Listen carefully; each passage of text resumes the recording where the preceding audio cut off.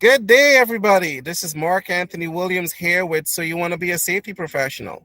Today's topic is Keep Calm and Safety On, Navigating Emergency Management in the EHS World. And who better to talk about this than Mr. Gene Norman?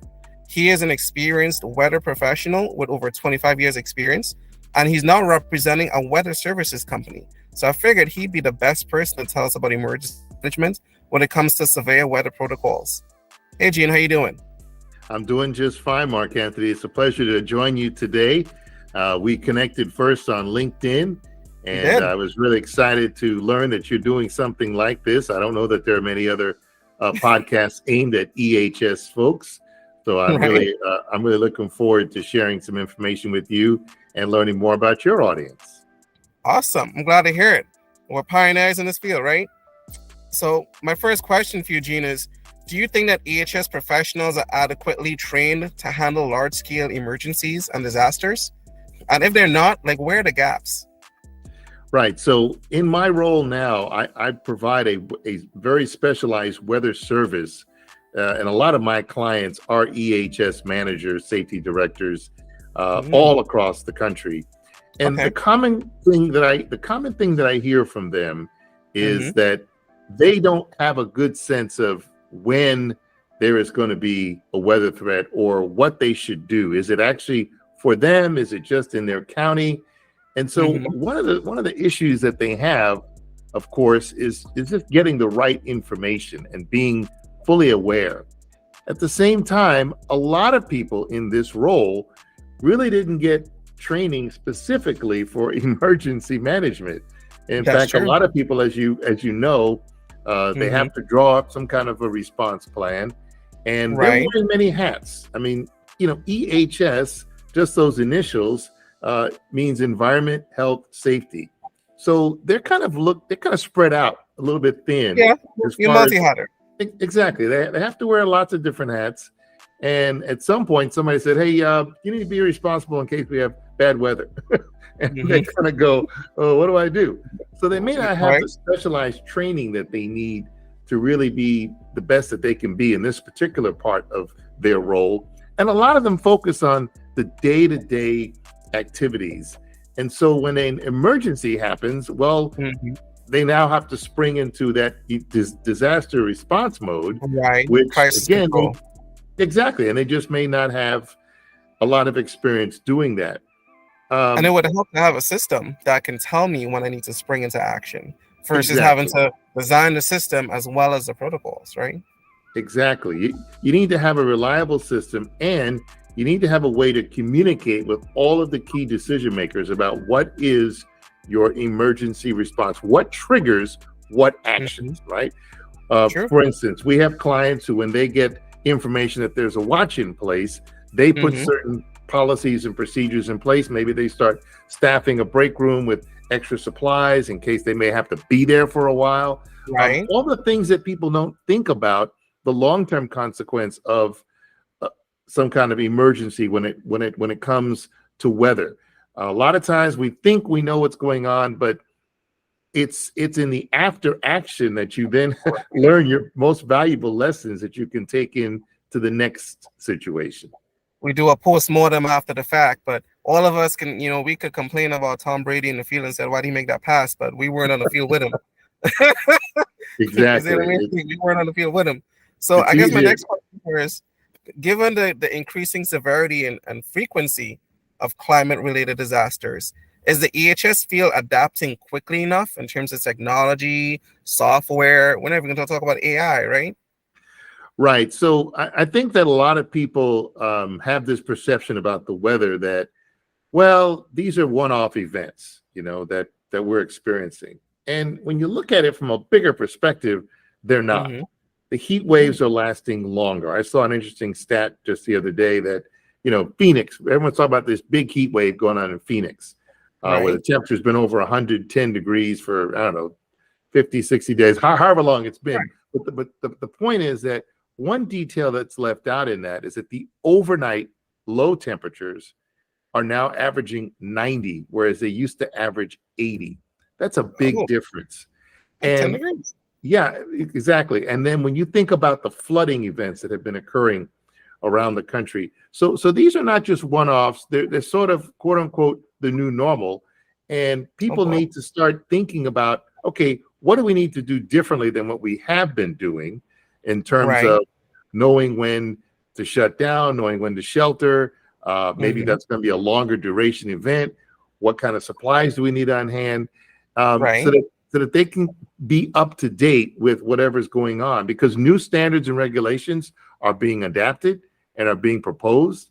So you need to kind of keep your ear to the ground about what does that mean for my industry, whatever your industry happens to be. That's true. And I think as technology begins to advance too, is very, crucial for us to kind of go hand in hand with that. Like, don't reinvent the wheel. We need to kind of keep in tandem with advancements to make sure that we're keeping up with all of these conveniences. We're using them for the right reasons.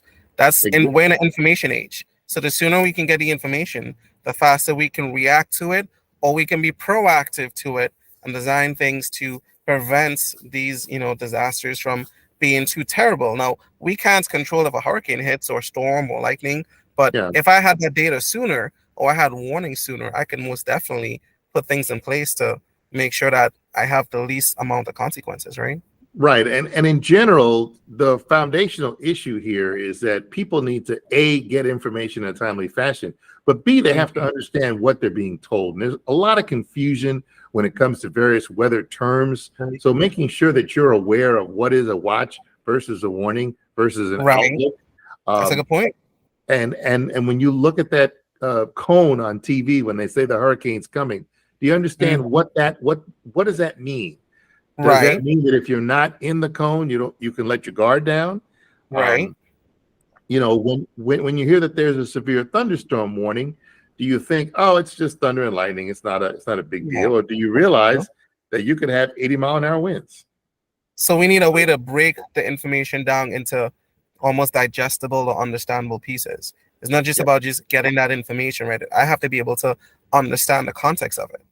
exactly. You have to understand the context. You have to understand what it means, and then you have to be able to communicate. I know I've been going over that already, but you really have to No, be that able to makes sense. communicate with all of your stakeholders to know, because again, the impact might not just be your facility, it could be Right. downstream from you if you're in manufacturing. Well, you may not have the storm, but your upstream supplier may have the storm, and now you're delayed in getting what you need to Yep. make the widgets and so forth. And so now you've got a different challenge, in terms of knowing what you need to do in your environment. That's a good point. I don't think we often think about the direct and indirect consequences to production and operations when we think about EHS. We usually Yeah, just think that EHS is a cost saver. But when you put it like that, having this kind of information about when storms are going to happen, sooner versus than later or faster than your competition could probably make a big difference in your supply chain. exactly. And also understanding that even though something is not happening where you are, Hmm. again, the upstream and downstream along that supply chain can have an impact. Are heat waves in the Midwest stressing the electrical grid and a power grid and so forth, and the ability to generate energy for air conditioning and so forth? You know, Right. does that impact your business in some peripheral way? Whew. So I'd hate just, to be without AC in California. oh yeah, well, or even in Minnesota where they're having 100-degree weather, and Oh they're not gosh. really used to that. So again, understanding the impact of the safety is maybe going beyond the workplace, because I know that Mhm. there's a new OSHA initiative that we have encouraged our clients to become aware of, where they're doing spot checks for Oh, industries to make sure that they are providing yep. a safe environment for their employees when there are heat advisories. So, It's do you true. have the information to know, is there a heat advisory in effect? Right. What does it actually mean? What should you be doing? Should you be providing more breaks? Make sure there's more water on hand. Even if Right. you're in an enclosed building, that doesn't mean that the risk or the threat is totally It's diminished. gone. Yeah. If anything, in an enclosed building now, it's almost like an oven potentially, right? Because there may not be as much circulation as if you were outside. Right. And again, are you in touch with your facilities manager to make sure that you're going to be ready for this heat wave? Because people might call in sick, They might become sick, and now you've got a liability on your hands. So you have to always Look, be thinking about where are the holes in my preparedness plan and how can I fill those mhm. gaps? Look, I would hate to get a case of heat cramps, I'll tell you that much. But it brings me to my next question here is, are certain industries underprepared for environmental emergencies due to a lack of EHS investments? Well, I think that there are a couple of industries that, certainly have a higher risk profile. I think about the oil and gas industry. When you think about pipeline leaks, those have, of course, environmental impacts. So again, making sure that spill response, if you're in that industry, that you're up to speed with what you need to do there. Same for the chemical industry and even the Right. mining industry. I think about agriculture. Runoff from rainfall can cause big problems in the surrounding areas when you talk about what gets into the water, what gets into the water supply. So Hmm. again, thinking proactively, I think that's always the key when we look at how to respond to emergencies, is to be proactive as opposed to Sure. being reactive. And then you have to Right. answer a lot of questions about, well, why didn't you have this? Why didn't you have that? Um, Right. so, and certainly in the cases of the construction industry, we just heard, as we were recording this, you were sharing with me the story of a crane that collapsed in New York City. And when we hear these kind of things, the first question is, well, gee, I thought they had protections in place. I thought that they were able to withstand certain wind loads. And we don't know all the details yet about what actually happened in that case, but it raises questions naturally, because we just Right. assume that, well, that should not These things are taken happen. care of. That's not my Well, problem. not only that, but that should not happen unless there was an extraordinary wind event. So again, Mhm. how proactive would you need to be to know that there might be such an event if you have construction assets that are sensitive to wind or rain, etc.? That's a good point.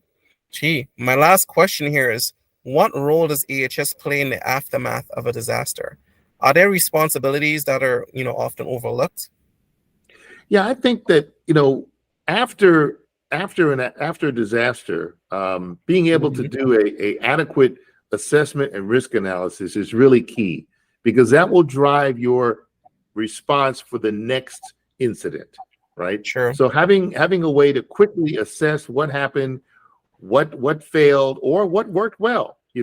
How can Hmm. we improve a process that is working well? A lot of times we just want to find the problems, but we fail to celebrate the victories, celebrate the Right. things that we're doing right, and then Uh, communicating that to a larger audience to make sure that people know, hey, we're on top of it. We're not going to be okay. caught with our pants down when this situation happens or that situation happens, because we have a process in place. We have a mechanism in place. Um, Being able to make sure that the emergency responders and the volunteers are equipped with the right protective equipment so that they can follow those safety protocols is really important. Making sure that if you're an EHS professional, that you're involved in any kind of environmental remediation that might need to go on after a disaster. Unfortunately, the world we live in is fraught with a lot of things that fall under the category of disaster, some of which we have no control over, and Sure. others of which we think we have control over, but we don't. I'm talking about things like active shooter and these kinds of things that we just don't always see coming the way that we might perhaps see a weather event coming. And That's a fair so point. yeah, and so that's the other thing also, is making sure that you have support from the local community for your industry, so that they are also not looking to you for the blame, but they're looking Right. to you for the answers or for education about what you're doing, again, to keep the workers who are members of that community safe, That's and true. keeping everybody calm, as you said in your introduction. So those are some of the things that I think that an EHS person can be involved in after a situation with some kind of large scale disaster.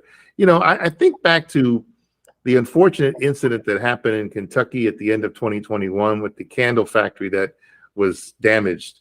And we Oh, I unfortunately remember started, that. yeah, I'm sure a lot of people did, because it was a big Yeah. outbreak right before Christmas. And we started hearing stories that some of the workers were being told that, they have to work even though they were under a tornado warning.